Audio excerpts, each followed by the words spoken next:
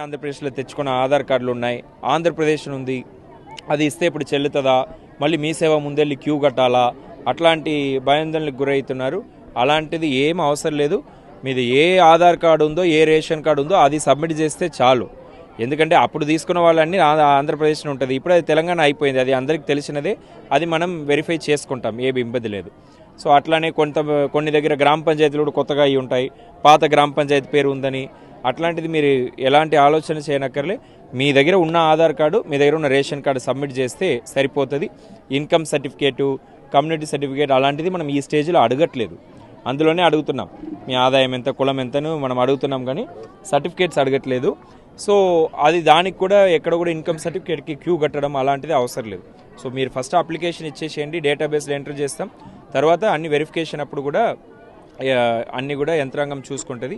మీరు ఎలాంటి ఇది చేయడానికి అవసరం లేదని ప్రజల్ని కోరుతా ఉన్నాను.